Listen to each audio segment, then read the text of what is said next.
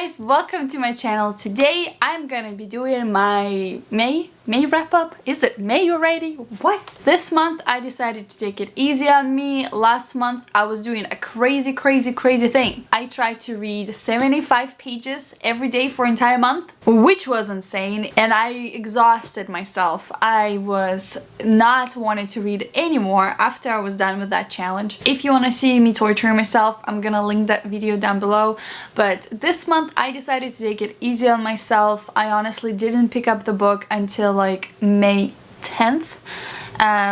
Like third through the months I didn't read anything, and then I decided to pick a book. I thought to participate in Believe-a-thon, but I didn't. But I thought, Catherine, take it easy on yourself. It's okay to just read for your pleasure, to pick books that you want and not think about booktube or challenges. So this month I read only 4 books.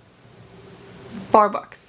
The first book that I picked up was the book that I thought will be for Believe-a-thon if I were to participate in it, but I didn't. So The One Crazy Summer by Rita Williams Garcia, I read. It's a cool middle grade that I hold like a few months ago, and it was just sitting and staring at me in my bookshelf in that yellow zone right there. It was a good read. I think I gave it 3 stars, so 3.5. So it was pretty average. Middle grade, it is harder for the middle grade to hit me right on the spot, but this one was just good. This to me felt like a good mix of The Hate U Give by Angie Thomas and To Kill a Mockingbird. The tone of the book and the events that were happening really reminded me of The Hate U Give, but the narration, the writing was really comparable to To Kill a Mockingbird. This is a story about 3 girls that were abandoned by their mother, and they go to California to spend a month with her and try to like find out why she abandoned them, if they can have good relationship with her, but she doesn't really want them there. And they find out things that they didn't think they would find out about their mother. Even though the topics were pretty serious, there was a lot of like black movement, the Black Panthers. There was a lot about like freedom and freedom of speech and word of African Americans, and you know, a lot about mother and daughter's relationship. It was still a middle grade, and I could see that. So I really liked the book. And as I said, if you like The Hate U Give or To Kill a Mockingbird, or both, you will probably like this one quite a bit. And yeah, 3 or 3.5 stars. It was good. The next book that I picked up, I needed another mystery thriller, so I decided to pick up The Woman in the Cabin 10 by Ruth Ware. I gave this book 4 stars. It was a really good, solid mystery thriller. It was about the woman who replaces her boss to go on this cruise vacation to get in a good relationship for her newspaper or for her magazine. And one night she hears a splash, something being thrown over the board, and she thinks it was a body, and she sees some blood. But when she gets to it and she notifies everyone, there's absolutely nothing. And so there was a lot of like, I saw the woman and I know she was there, but now she's not, she's missing, and nobody seems to care. Nobody can find her, and like, what is happening? When I was reading this book, everything I can think of is Agatha Christie. It's the same kind of setup, the closed space with multiple suspects that and some murder that happened, and this girl's trying to figure out who did it and who kind of done it, though she's not an investigator or anything like that. But the setup and the characters, even like the personalities, really reminded me of Agatha Christie's writing, so I kind of connected with it really fast. But the writing is still really modern and accessible and much easier to read than Agatha Christie's. It's only 340 pages, but for the story that Ruth Ware presented to us, I felt like this book was a little bit too long. Stuff just dragged a little bit too much. There was a lot of description and stuff that I didn't really want to read. I kind of want to get into the mystery, and you know, I want the juicy stuff. But even though my only wish that this book would be a little bit shorter, even 300 pages, just cut off 40 pages, I think this book would benefit from it so much more. There were a lot of juicy and great moments that I couldn't put the book down, and I really like when the mystery thriller can give me a lot of options, a lot of solutions to who could be the murderer, what is happening, something I can play with while I'm reading the book, and it totally delivered. I thought it was pretty solid. It's not quite 5 stars, but 4 or 4.5, it's where I put this book. A little bit too long, a little bit draggy, but still really, really good. The next book I picked up because it was quite a short book, and I don't really have that many short books on my shelves, but I thought I will not have a lot of time to read during the rest of the month, so I picked up Speak by Laurie Halse Anderson. I give this book 4.5 out of 5 stars.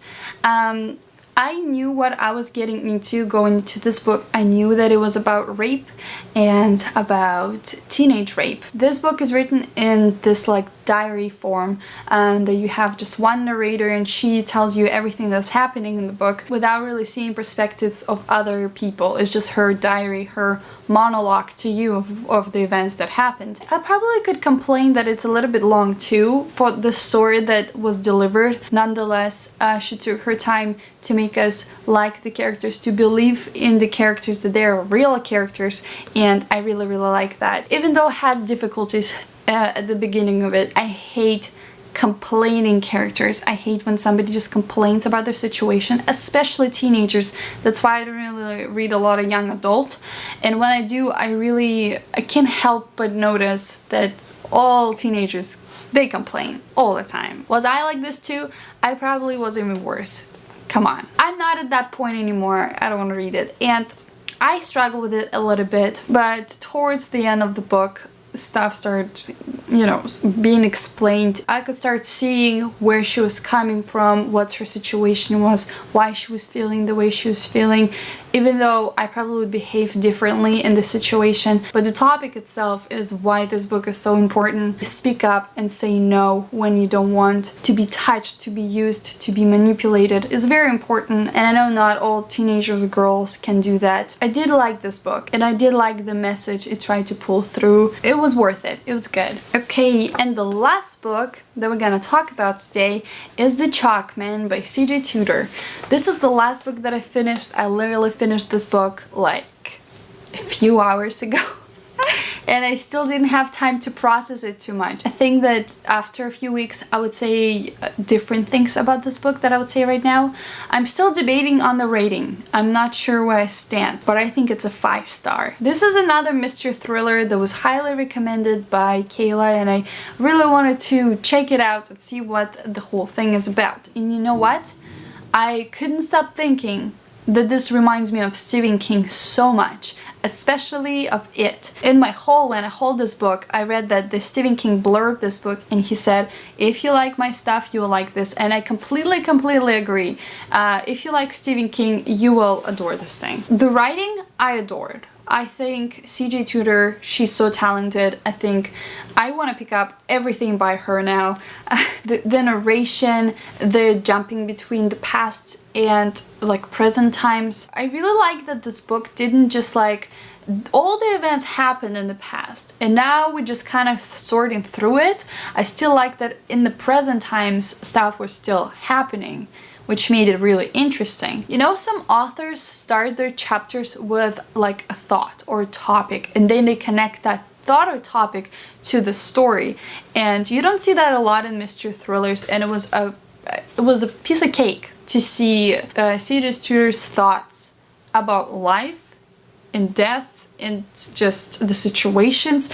And I can tell you there are not many mystery thrillers that I think I want to reread. I feel like there are a lot of mystery thrillers that you just read once, like probably The Woman in the Cabin 10, that you enjoy it while it lasts, but then after you know the resolution, you like, alright, that's cool, I liked it, but I don't think I ever read it again. I feel like there are a lot of knickknacks that I can still find.